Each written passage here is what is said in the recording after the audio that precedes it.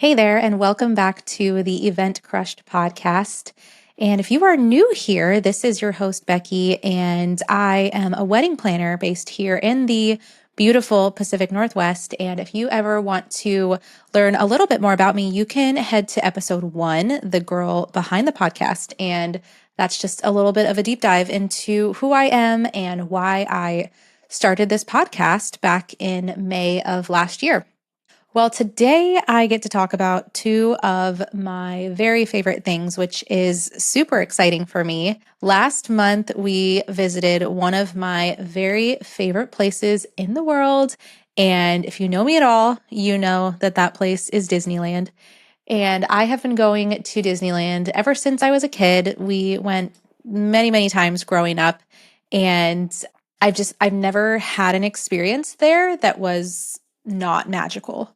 It really is such an incredible place. And I just grew up loving it. And now that I have kids, I have been able to experience it through the eyes of my own children. And that just adds a whole other level of magic to it all, as you can imagine. So you may be wondering why the heck I'm talking about Disneyland. But if there's one thing that Disney does really, really well, it's creating an immersive experience for guests from the second that you walk through the gate. If you are familiar with Disneyland, you know there's a sign right above the entrance walkway when you come in, and it says, "Leaving behind today and entering the worlds of yesterday, tomorrow, and fantasy."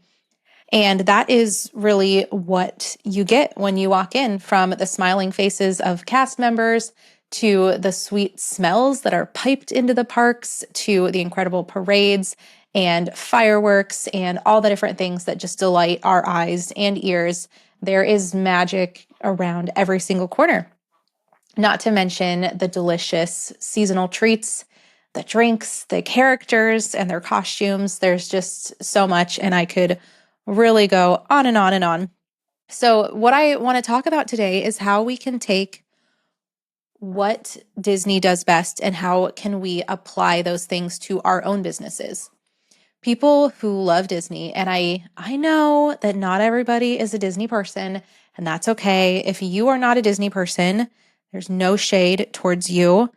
I still hope that you will give this episode a listen, and I think there will be some great takeaways for you, regardless of if you are a Disney nerd like I am. But if you know people who love Disney, like they really love Disney, they are devoted to it. And even though it's so expensive to go to the parks, and the prices we could say are a little excessive and they seem to increase every single year, the people who love Disney are willing to pay whatever price. And they're going to keep going back no matter what, because they are devoted to the company and because they consistently have an incredible experience in the parks. And don't we want our couples and clients to feel the same way about us, that they're willing to pay for our services no matter what the cost? Because they can clearly see the value that we're providing and that we are bringing to them. It's like a no-brainer. It's like, yes, take my money. I want what you have to offer. And so I think we all want that. And that's what Disneyland has. And the Disney Corporation, Disney World, all the different parks, that's what they do best. And so I've kind of been on a deep dive ever since we got back from our most recent Disneyland trip this past December, about a month ago. And I've just been wanting to learn as much as I can about how Disney runs their parks and how they have perfected this art of customer service and guest experience. And so I recently listened to an audiobook called Creating Magic by Cockerall. And it's a leadership book, actually, based on his many years of experience working as the executive VP of operations at Disney World. And I've also started reading another one called Be Our Guest by the Disney Institute. And I highly recommend both of these books. I'll be sure to include them in the show notes. And I have a whole list of other ones that I will be reading soon too. So I'll include those just in case, if this is a topic that interests you.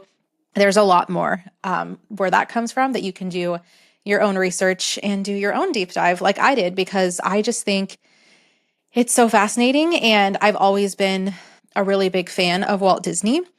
I know that he was not a perfect person and he had a lot of flaws, but when I look around at Disneyland and I see this thing that he built from nothing, it blows me away, and I just think it is incredible. So I love learning about Walt Disney and the parks and the Disney Imagineers and just all of that.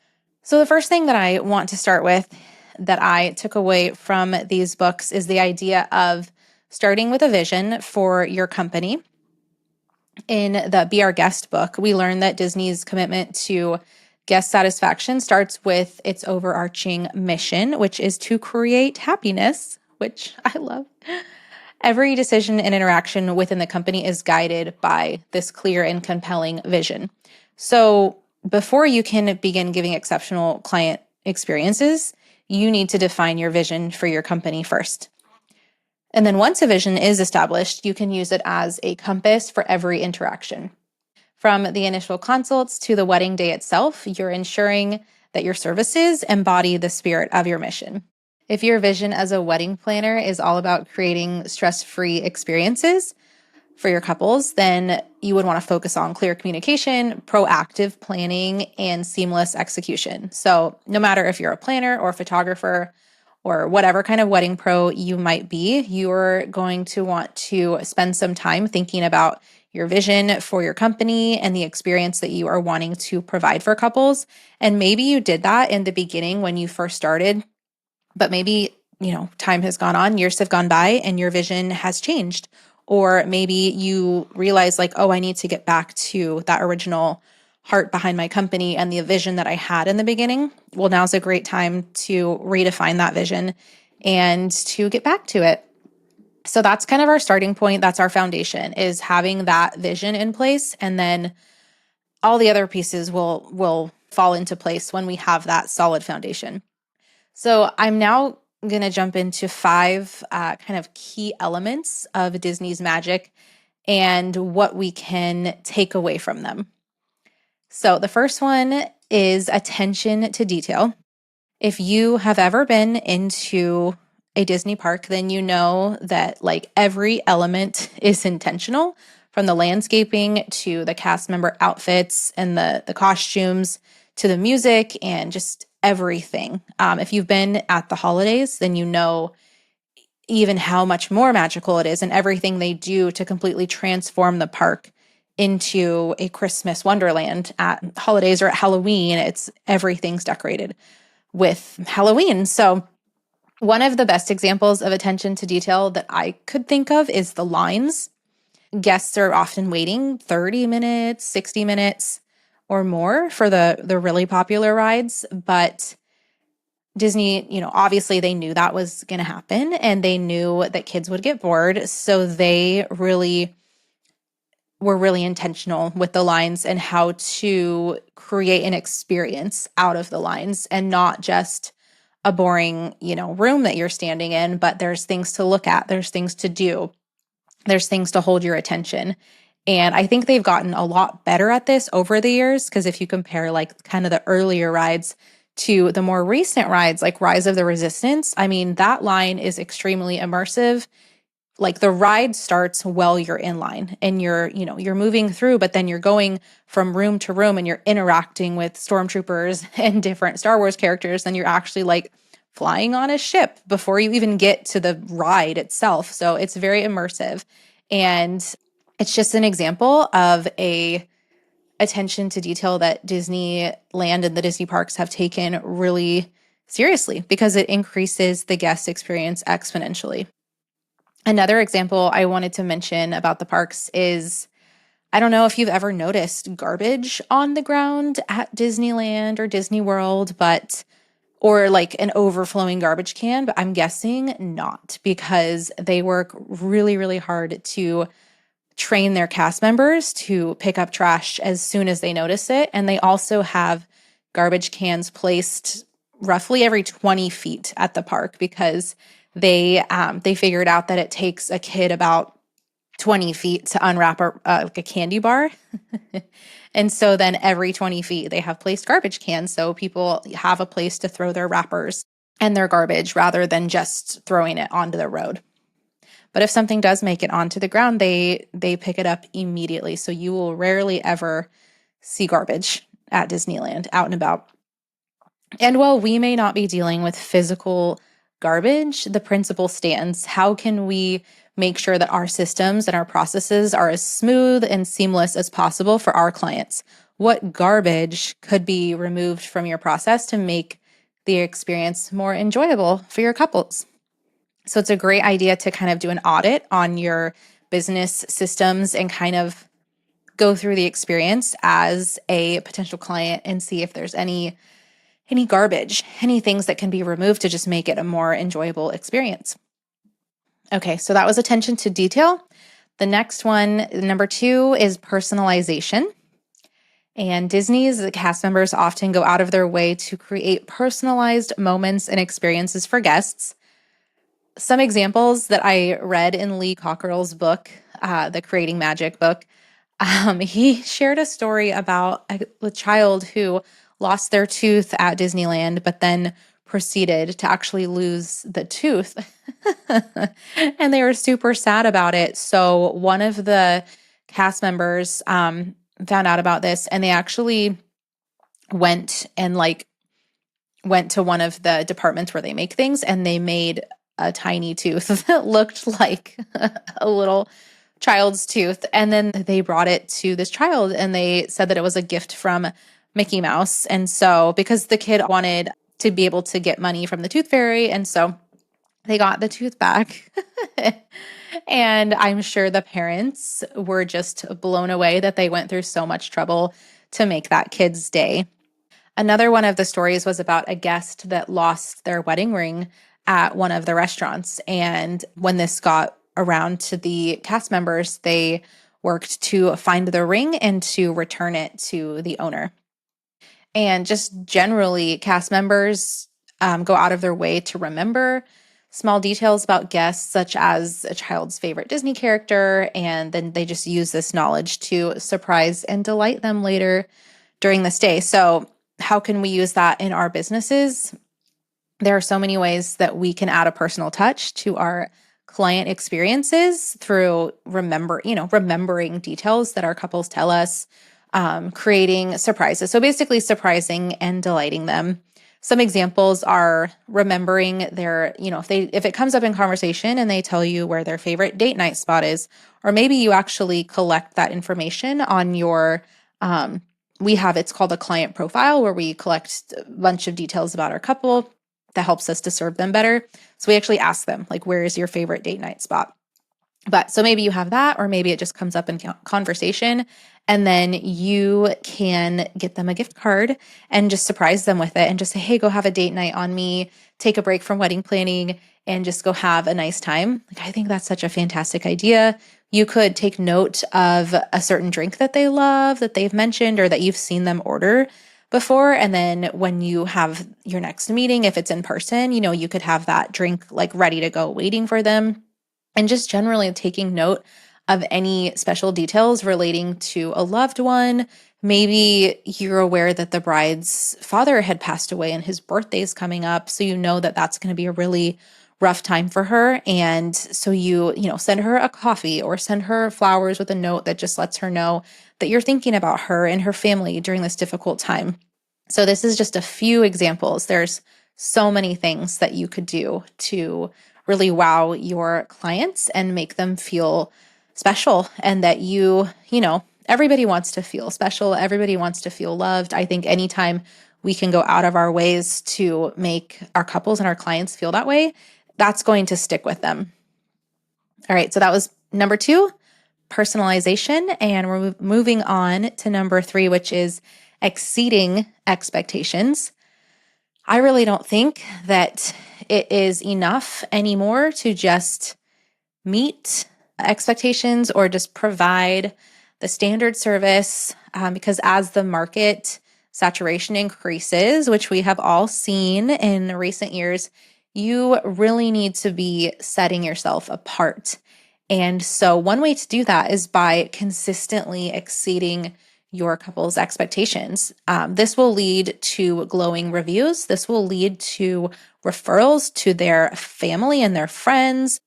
So if you are wanting to create incredible experiences for your clients that turn them into raving fans, and who doesn't want to do that?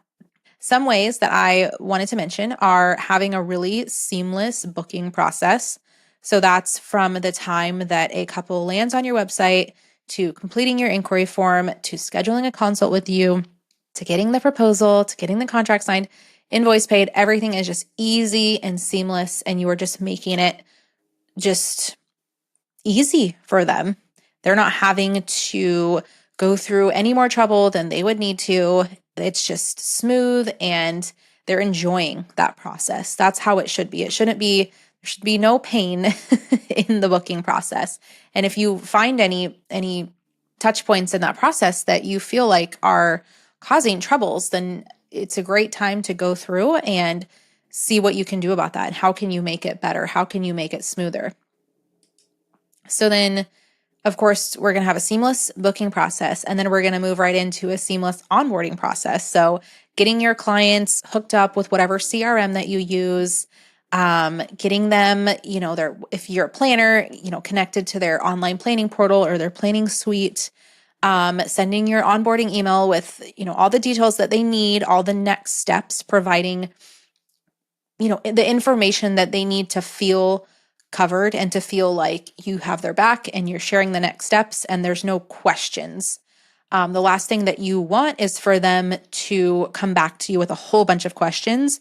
You want to be answering those questions before they're ever asked. And just having regular touch points and check-ins throughout the planning process, even if you are a vendor that isn't really going to be working with them until closer to the wedding day, like a photographer, for example. If you book the couple a year out and then you do not speak to them or have any kind of a touch point for like 9 months, that's going to feel weird to them. They're going to be like, oh, do I still have my photographer? Are they booked? Are we good? They're going to start sending you emails, just like checking in to make sure everything's good. And so it's important that even if we're not a planner that's, working through the process with a couple, we still need to be having regular touch points and checking in and making sure our couples are good and offering, if they need help, if there's anything we can be doing to make the process less stressful for them, offer that to them. So then from there, just generally, you want to be responding quickly to communication. Like that should be a given, but I know as someone who works with vendors regularly, I know that they're not all responding super quickly to their couples' communications. And so I would say that's something that we really want to work on, because that can make it or break it sometimes. The communication leading up to the wedding day, no matter how amazing you do on the wedding day, no matter how beautiful the video is that you give to the couple, or the photos that you take of the couple, or the flowers that you design for the couple, no matter how amazing those things are, if your communication leading up to the wedding was not excellent, they're going to remember that. And it's honestly going to taint things a bit. I hate to say it, but it's true. You need to be providing an excellent service from start to finish. It is not just the product that you provide, it is the whole entire experience. And so I just think that communication is a really big part of that. And unfortunately, I see a lot of room for improvement in that area. I know that we get busy and it's so hard to keep up on emails, but that shouldn't be the thing that's falling behind. Like that's got to be at the forefront and let other things fall behind if they have to. Not like personal life stuff. You know what I mean? But what other business related things could you put just after emails? Hopefully that makes sense. Okay, so then we touched on this a little bit before, but just surprising and delighting your couples with gifts. So this could be, I love to, on around Valentine's Day, I send my couples like a digital Starbucks card and I say, hey, have a coffee date on me, take a break from planning and just enjoy, some time together. That's easy. You can do that over your phone or over email. and you don't have to have a physical gift card to mail them or give them. And there's like Starbucks everywhere. So that's a pretty easy one. I love working with companies like Sugar Wish. They send client gifts out. So things, they have these amazing cookies, and then now they do popcorn and they do wine and they do all types of treats and snacks. And I think they even have like dog treats and stuff now too. So no matter what type of couple you have, there's probably something on there that they would like. And it's just a really fun gifting opportunity. And there's options where the couple can even pick what they want. So instead of just sending them, whatever, they get to go in and they get to say, I want this type of cookie and this type of popcorn. And it's really fun. So those are just some examples of ways to surprise and delight our couples and kind of having regular gifting points. I mean, I know it really depends on the level of service and all of that, but I think regardless, like doing an onboarding gift is great, or doing a gift closer to the wedding date, whatever you do, just make sure it's consistent with all of your couples. And because nobody expects gifts, it's just a way to bring a smile to their face, which is what we always want to do.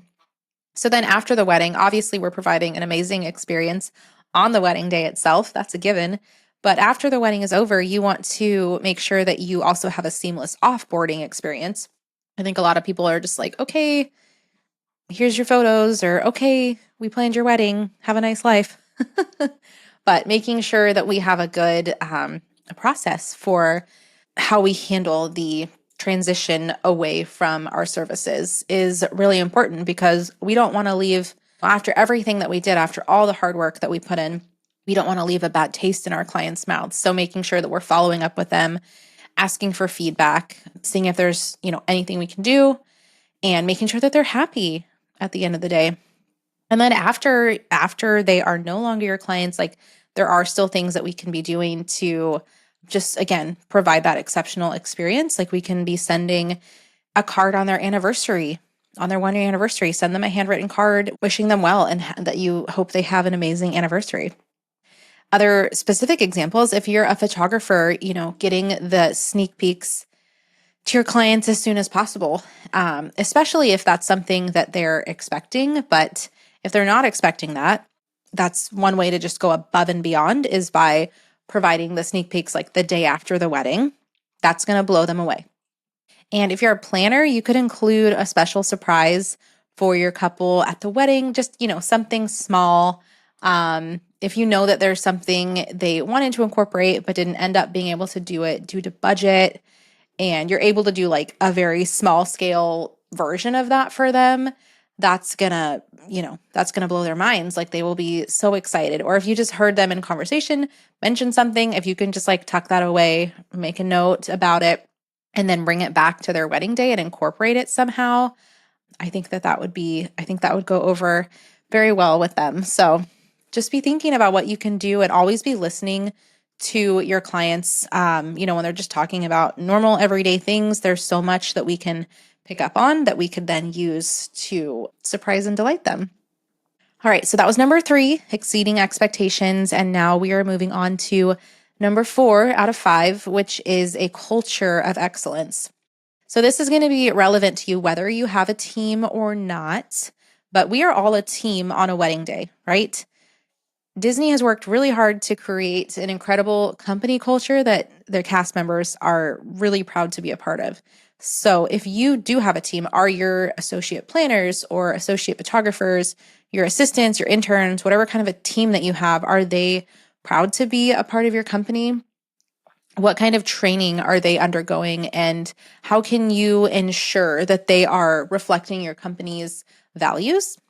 Disney believes in empowering their cast members to make decisions that align with their vision. Back to that first point about creating our vision, then they're, creating this culture of employees, or cast members as they call them, that all have that same vision and that are wanting to uphold that across the company. And they also, they give them freedom to solve problems and create magical moments for guests just on their own. So in the same way, we don't want to be micromanaging. We want to be obviously training really well and then trusting our team to go out there and to kick butt. The Disney Institute underscores the importance of a strong organizational culture where everyone from the frontline employees to leadership is aligned with the company's service principles. So again, think back to your values and your principles as a company, and how can you make sure that everybody across your company is on the same page and is upholding those same values. Regardless of if you have a team or not, the vendors on the wedding day are your team, right? Like, we are all on the team together, bringing this incredible experience to our couples and our clients. And it's important to create a culture of camaraderie before the wedding day even arrives. Like, we cannot be saving this for the wedding day to then come together. This needs to be happening well in advance through communication leading up to the wedding day. Everyone should feel included in their specific role in making the wedding day happen, and should be valued, by each part of the team, because no type of wedding pro is better or more important than the other. We all have a very specific role to play, and if one of us isn't there, the whole wedding day can fall apart. If the officiant isn't there, the couple can't get married. If the photographer isn't there, there's nobody to capture the memories of the day. If the planner isn't there, it's gonna turn into chaos. If the DJ isn't there, or the MC, there's nobody to guide the guests through the day, and then, of course, to have an epic dance party later.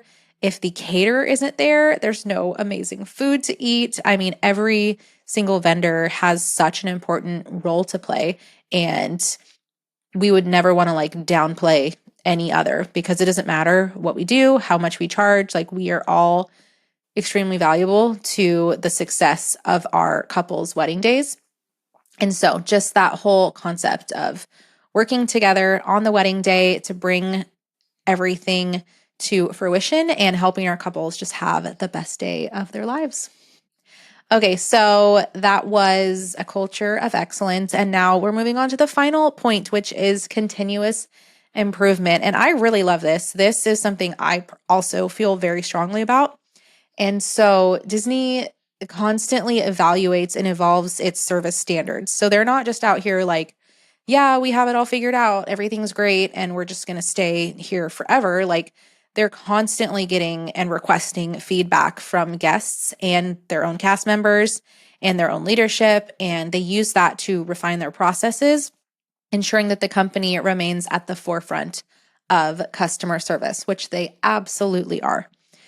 This was talked about in length in Lee Cockerall's book, and I think it's incredible that they are just constantly asking for this advice on how they can be improving, and that they are never willing to just settle and think, because obviously they have improved so much since Disneyland opened in the 50s. They've come such a long way, and they could be like, yep, we've made it. We are the pinnacle of success. If you want to know about customer service, come talk to us, which they do. And that is the Disney Institute. And they teach leadership for businesses of how to basically replicate what they do. But they're not just willing to stop or to settle with where they are at. They are always wanting to improve, which I can totally relate with. So how can you apply this to your business? You can ask for feedback during and after the planning process. You do not have to wait until the wedding is over to ask for feedback from your clients. You can reach out during the process and just say, hey, just checking in with you. I wanted to make sure that you are enjoying working together so far. And if there's ever anything that I can be doing better to serve you, please do let me know. There's no reason we can't do that. And I know it's hard to ask for feedback because we might be worried or nervous that they're going to say something negative, or that they're going to say, well, yeah, you really dropped the ball with that one thing, or who knows. So it can be scary to ask for feedback, but it is so worth it, because maybe they do mention something. Maybe it's small, but maybe you didn't even realize, and it makes you consider, future interactions and how you can make it even better for your couples. And it's just important to make sure that our couples know that they can always come to us with any, questions, or with any feedback along the way that they want to share with us. If we avoid asking for feedback after the wedding or at all, during the process, if we avoid that altogether, then we will never know if there's anything that we could have done better. And if we never know that, then we'll never be able to improve. So it is really important to get this feedback from our clients. And it kind of does involve putting your guard down a little bit, and it does open yourself up for potential negative feedback. But that's better than no feedback and just like assuming that everything you're doing is great and amazing, but you don't actually know that. So it is important to just, be bold and ask for that feedback.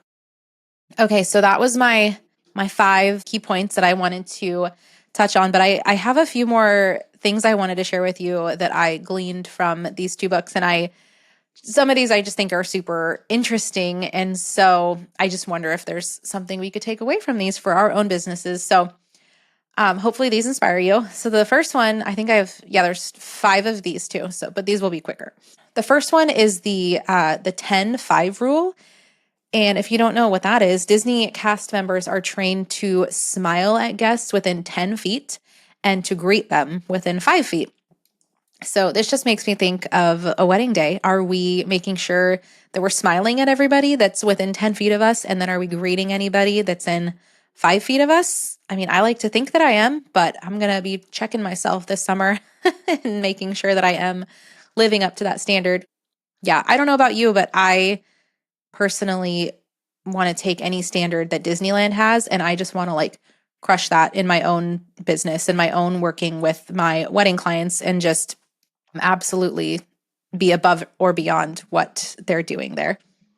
Okay, the next one, cast members are trained never to say, I don't know. If they don't have an answer, they will go and find someone who does, or they'll follow up quickly as soon as they have an answer. So I think this is great. I love this. I think, if somebody comes up to us at a wedding and asks us a question that we don't have the answer to, I think a really great response is, let me find that out for you, and then go find the appropriate vendor or the appropriate person, and then make sure to get back to that person as quickly as possible. I know that I get so many random questions from guests, from family. I don't always have the answer. And maybe a lot of times I feel like it's for the caterer or another vendor. And so I just race to get to that person as quickly as I can, get an answer. And then I also make sure to make note of what the guest is wearing so that I can find them, or I'll make note of what table they're sitting at. Or I'll even say to them, where can I find you? Where will you be? Because I would hate to lose them, especially if it's a big wedding and I can't find them to go give them the answer to the question. So make sure you know where they're going to be or how to locate them. Okay, the third one is that cast members are on stage whenever they're in view of guests. That's why they call them cast members, because they're all a part of the show. And so when they're out in the parks and in view of guests, they are on stage. And so they need to be maintaining professionalism and avoiding distractions, for example, eating or texting. So I just think about this again, too, in the context of a wedding day. I don't ever want to be seen on my phone, texting. There are times I have been on my phone, and it's for various reasons, looking at, some information related to the wedding, taking photos, of course, or videos, looking things up. I might need to look up a vendor number. There's all kinds of reasons I might be on my phone, but I really try hard to not be texting or anything like that.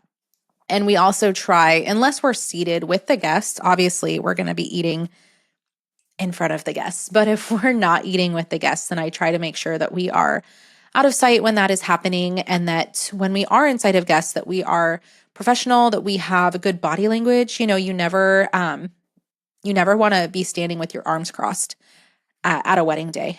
You want to have open body posture because you want to be approachable, and you want to be somebody that guests or family or the couple feels comfortable going up to.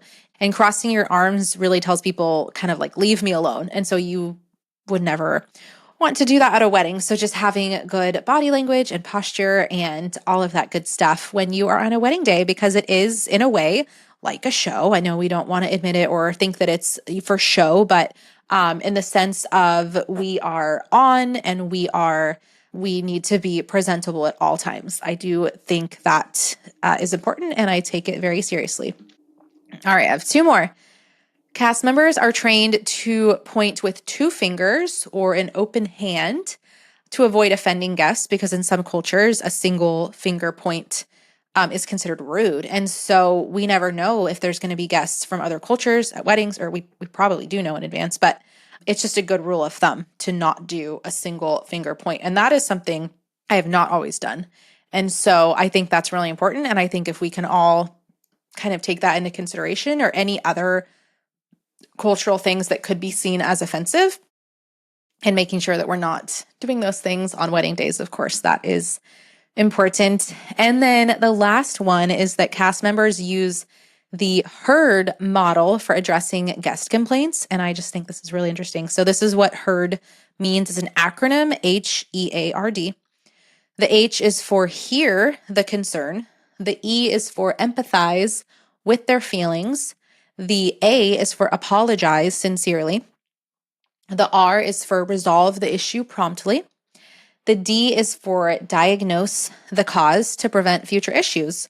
So I think if you have issues that arise on wedding day, whether it's your fault or not, I think this is a great approach. I know people have mixed feelings on like apologizing for something that wasn't necessarily your fault. And I think that there is still a way that you can apologize where it's not like you're not accepting blame.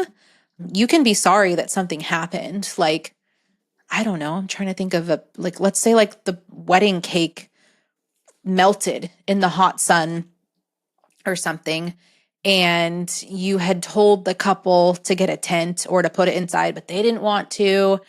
They wanted it outside in this spot, and then it ended up being a hot day and their cake melted. It's like, okay, I guess that's not your fault. Maybe should have fought a little harder to not have the cake out in the sun, but you can apologize to the couple and say, I'm so sorry that your cake melted or that your cake fell over, and then work to resolve the issue. So, what does that look like? Are we calling another baker and getting a last minute cake here? Are we going to Safeway and grabbing, what are we doing? And then I love the last one, diagnose the cause to prevent future issues. So what did you learn from that? That's like taking whatever you learn at events, whatever didn't go right, because as we know, events rarely go perfectly to plan. There's usually some little hiccups in there. Hopefully they're small, but there's usually something that comes up.